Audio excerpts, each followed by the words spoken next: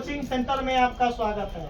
आइए class 9th का exercise 14 chapter है घना, टॉपिक घनाभ तथा घन। चैप्टर मेंसुरेशन का पार्ट है, क्षेत्रमिति का।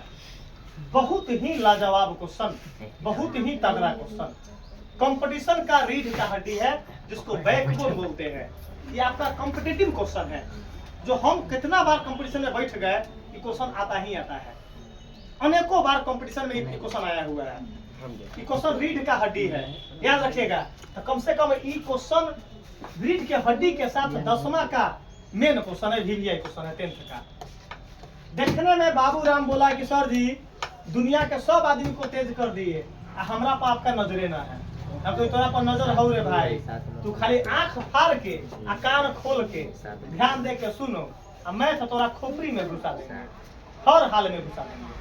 अगर किसी भी लड़का को खाली आप सही से पढ़ो, बोर्ड पर ध्यान दीजिए, अगर क्वेश्चन समझ में न आएगा तो आपको इस्तीफा दे देंगे पढ़ाने से, हम पढ़ाना छोड़ देंगे अगर आपको खाली समझ में ना आएगा। लेकिन हम पढ़ाएंगे आ तू हाई तो समझ में ना आएगा, 1% समझ में ना आएगा। बोला ना क्वेश्चन पूरा हो, दो घनों के आयतनों में 1:8 का अनुपात है, तो उनकी कोरों में क्या अनुपात होगी? हमारे तो सीधे आंसर मालूम बा कि ये आयतन है, ये क्या बहुत कह रहे भाई, दो घन का आयतन है, ये पहिलका घन का आयतन है, तो कोर मतलब भुजा, तो एक भुजा क्या होगा? 1 का 1, 8 का 2, 8 का घन क्या होगा? 2। हमारे तो मालूम चल गया कंप्रेसर से तो 1:2 मार लेते, 1:2 मार लेते। लेकिन अब हमको बनाकर आपको देना है। आइए बाबूराम तो एक खुश है, ओका तो जहाँ आज भोज है ओका पढ़ाई पर मन न लगे छे। आज बाबूराम बोला कि सर जी जल्दी छुट्टी कराम, तो जाना है भोज खाने। तोरा तो खाली पेटे में न तो लौटवे है, तुका खाली दिमाग जो है खाना ही पर है। आइए क्वेश्चन देखो तब अरब कि दो घनों के आयतनों में इतना का अनुपात है। दो घनों के आयतन में, इसका मतलब कि पहिलका घन का आयतन है और ये सही है बहो। इसका मतलब अगुआ कि माना कि पहिलका घन का आयतन क्या मानेंगे? पहिलका घन का आयतन ए क्या मानेंगे बहो? और दूसरा का घन का आयतन क्या मानेंगे? बी। दोनों को डिफरेंट मानेंगे, एक लेखा मानेंगे तो आयतन कैसे मालूम चलेगा? तो लिखेंगे क्या है आंसर, देखिएगा माना कि, सीखते चलना है। माना कि पहले घन का आयतन बराबर, माना कि साथ साथ नोट, माना कि पहले घन का आयतन। अनिकेत भाई, हम पहले घन का आयतन ABCD से लेकर Z तक कुछ मान सकते हैं कि नहीं? तो हमरा कथी मानो बोलो, तू चाहे क्या वही मानेंगे X। चलो अनिकेत भाई बोला कि सर जी X ही मानिए, तब पहला घन का आयतन क्या मान दिए? अब पहला घन क्या मान दिए बा? चलिए और देखना हुआ हो, पहले घन के भुजा में मानते हैं आयतन थोड़े, पहले घन की क्या मानते बहो? भुजा बराबर क्या मान दिए बहो? X। कोई दिक्कत? तथा दूसरे घन की भुजा, तथा दूसरे घन की, तथा दूसरे घन की, देखिएगा दूसरे घन की भुजा क्या हुआ हो? क्या मान दे? Y। अच्छा घन की भुजा ही क्यों माने हैं? यहाँ देखना रहो, पीछे बैठा हुआ समझो क्या निकलना है? कोरो, तो उनकी कोरों में क्या अनुपात है? कोर मतलब भुजा, कोर मतलब तब न माने हैं कि माना कि पहले घन की भुजा X, कोर मतलब भुजा, उसी को ना एज बोलते हैं, किनारा। क्या बोलते हैं? किनारा। आइए तो पहले घन की भुजा X, दूसरे घन की भुजा Y। अब क्या दे रहे हैं? एक अनुपात दे रहे हैं, एक अनुपात। देखिएगा अब निकालेंगे अनुपात, अनुपात बराबर तो पहले घन का आयतन बटा दूसरे घन का। कोई दिक्कत? पहले घन का आयतन बटा दूसरे घन का। हम चाहते तो कोई लेके ऐसे करता, पहिलका घन का आयतन निकाल देता, एक्स क्यूब, दूसरा का घन का आयतन निकाल देता वाई क्यूब। कोई दिक्कत? तो हम निकाल ले अलग अलग के अनुपात डायरेक्ट मार ले, बोलो अनुपात अलग अलग कर ले के अनुपात में मार ले डायरेक्ट। तो अनुपात बराबर क्या होगा? पहले घन का आयतन, पहले घन का आयतन, पहले घन का आयतन बटा क्या है बोलिए, दूसरे घन का आयतन, दूसरे घन का आयतन। यहाँ तक में हुआ अंकित? कोई दिक्कत?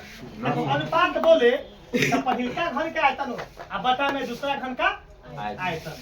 अच्छा एक रियल अनुपात कितना दिले है बोलिए? 1:8। 1:8 हमें यहाँ लिख दे 1:8 और अनुपात के नीचे अनुपात का रियल वैल्यू, अनुपात के नीचे अनुपात का रियल वैल्यू। आइए बराबर पहले घन का आयतन बताइए, घन का आयतन क्या होता है बाबा? भुजा क्यूब। घन का आयतन भुजा क्यूब, पहिलका भुजा कथी बा? तो आयतन क्या होगा? X cube. और दूसरा घन का भुजा कितना बा? Y cube. और एक आयतन वाई क्यूब। बताइए यहाँ तक क्लियर है? पूरा पूरा कंसेप्ट, पूरा कंसेप्ट। पहिलका घन की भुजा एक्स माने थे, देखो आयतन अनुपात लिखकर भी हल्का कर दिया है क्वेश्चन। अनुपात लिखे हैं तो इस ई वर्ड लिखकर इजी कर दिए। अनुपात बराबर पहले घन का आयतन बटा दूसरे घन का, पूरा स्पष्ट कर दिए क्लियर। अनुपात के नीचे अनुपात लिख दिए, अनुपात के नीचे सीखिए, कहीं भारी होगा रे भाई आराम से कह दो। पहला घन का आयतन तो पहिलका घन के भुजा मालूम होगा तब ना आयतन निकलेगा हो। तब भुजा कितना मालूम बा? तो एक आयतन एक्स क्यूब, फॉर्मूला है पूरा। घन का आयतन भुजा क्यूब, घन का आयतन भुजा क्यूब हो गया। दूसरा घन का आयतन तो बटा में वाई क्यूब। अब आइए हुआ हो, बहुत मोस्ट वीवीआई क्वेश्चन है। आइए देखिएगा, आज देखिएगा राम बाबू बोला है कथी कि सर जी आज ओकरा जो है सवेरे से खाने न खेले। अंकित राम बाबू बोला है कि सर जी आज खाने न खाया, तो खाना कहाँ न खाया है सर जी? इतना लगन में खाना खा के अति घर के अन जियान करूँ, चुमानो करो खानो खाऊ घर के है। राम बाबू जो है जहिया भोज रहता है तो राम बाबू क्या करता है, ओहिया से रात में हल्का खाता है, हल्के कि दिन भर टाइट भूख लगल है, टाइट हल्के खाता है रात में। जहाँ एक डोज है ऐसा 17-18 रोटी खाता है, दुइये बचारे रोटी खा के छोड़ देगा। 17-18 को तो इसका बंधाने है। भाइयों का बोला कि सर 18 को 20 को 25 को कभी मीट मछली बनेगा तो 25 को 26 को घिस देता है। तो लेकिन 4 को 5 को खा लेता है।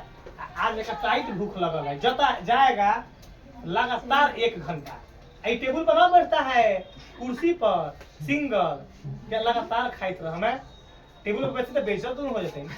अब हो अनुपात को क्या कहते हैं हम लोग? बटा भी कह सकते हैं। अनुपात को बटा। 1:8 को हम क्या लिख सकते हैं? 1/8। कोई दिक्कत? कहाँ मैथ बारी है? आइए आओ एक्स क्यूब बटा वाई क्यूब जस के। चलो जोशी यहाँ तक में कोई दिक्कत? चलिए कोई दिक्कत? आइए अब पढ़ाई देखिए पर हम लोग एक 8 क्लास में पढ़े होंगे। तू सब ना पढ़ ले बारा, तो तू सब भली डायरेक्ट 9वां में आ गया है। तू सब 8वां थोड़े पढ़ ले बारा, तेरा मालूम होता है जो पढ़ले ओकरा ना मालूम है कि अब 8वां में घातांक और करनी हम लोग पढ़े होंगे। तो हम लोग एक फॉर्मूला जानते हैं कि ए क्यूब अब बटा में बी। अब अगर दोनों पर क्यूब है तो उसको हम ऐसे लिख सकते हैं ए बटा बी का होल क्यूब भी बोल सकते हैं, ए बटा बी का होल क्यूब भी बोल सकते हैं। वो क्या है आपके पास? कि क्या है वो फॉर्मूला है, क्या वो मतलब इस सूत्र का अप्लाई कर देंगे, इस सूत्र का अप्लाई। यहाँ ध्यान दो, 1 बटा अब हुआ 1/8 जस के 10। कोई दिक्कत? बराबर x और दोनों पर क्यूब है तो हम इसको x बटा y लिख सकते हैं, एक के को होल क्यूब लिख सकते हैं। कोई दिक्कत? अब बाबूराम चलो यहाँ तक में क्लियर है? बुआ हो और बाबूराम बोला कि सर जी अब कैसे निकलेगा x और y का वैल्यू? जो x का जो वैल्यू निकलेगा वही कोर का है ना। हो अभी तो मालूम नहीं चला है। अब हम जानते हैं जब इधर पावर 3 है तो इनहू पावर 3 करना पड़ेगा। इन्हें पावर 3 तब इन्हें पावर भी 3 करेंगे। तो लड़का बोला सर कैसे होगा? देखिए बुआ हो, इसको हम एक को बुआ हो, इसको हम क्या करेंगे, 1/8 को हम 1/2 के पावर 3 लिख सकते हैं। बोलो 1/8 को हम 1/2 के पावर 3 लिख सकते हैं। कैसे एग्जाम्पल समझिए, यहाँ रफ में कि 1/2 के पावर अगर 3 है तो इसको हम क्या लिख सकते हैं, 1/2 गुने 1/2 गुने 1/2 लिख सकते हैं बुआ। समझिए, 1 में 1 से गुना करेंगे तब 2 दूना 4, 4 दूना कोई दिक्कत। 1/8 को हम 1/2 के पावर 3 बोल सकते हैं कि नहीं बोल सकते हैं? क्लियर है कंसेप्ट? बहुत इजी मैथ पड़ेगा तब ना लड़का से नाम दोले कि बाबा नाम धो दिया है, कुछ सोच समझ कर लड़का नाम धले है कि सही में सर आप मैथ का बाबा है।